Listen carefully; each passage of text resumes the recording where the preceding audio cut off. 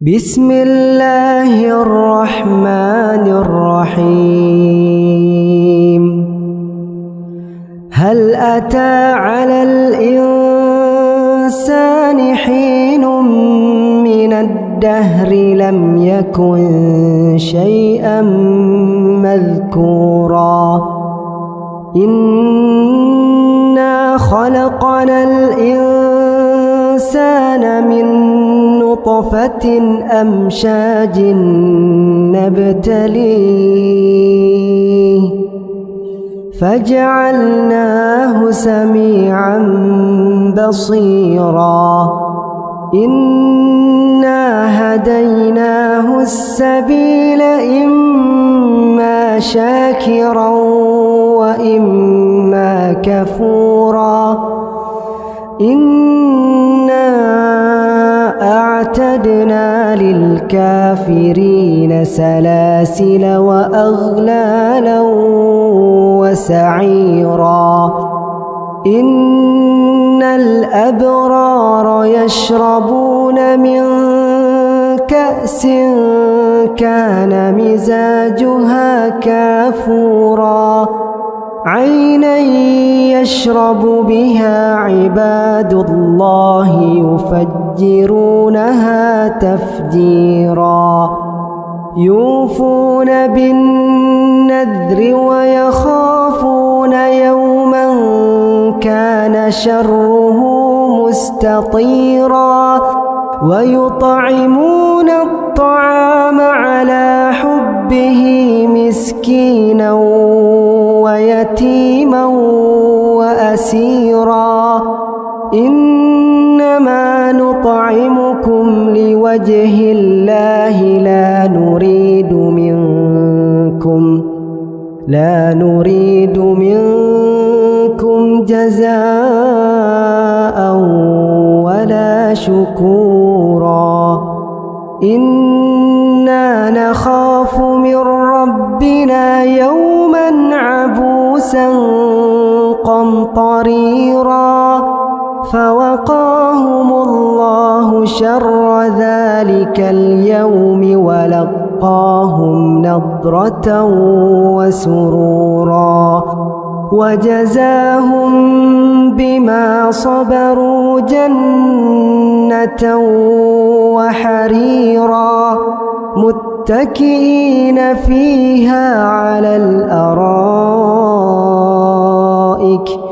لا يرون فيها شمسا ولا زمهريرا ودانية عليهم ظلالها وذللت قطوفها تذليلا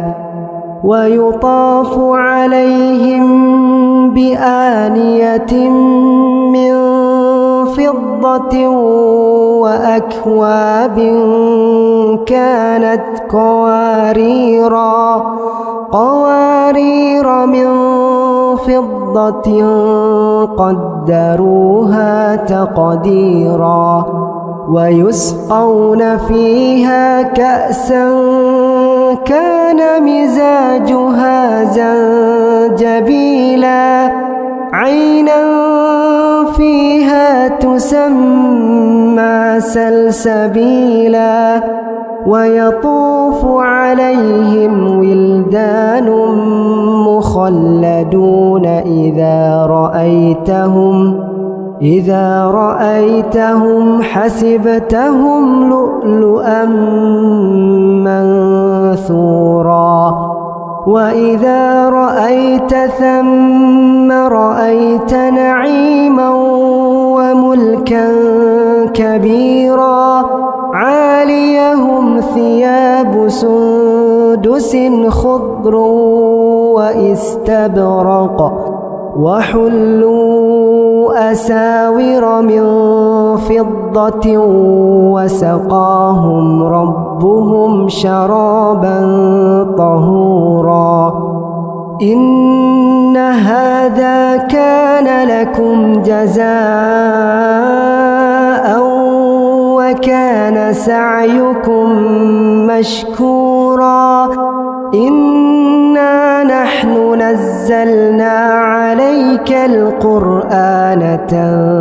تنزيلا فاصبر لحكم ربك ولا تطع منهم آثما أو كفورا واذكر اسم ربك بكرة وأصيلا ومن الليل فاسجد له وسبحه ليلا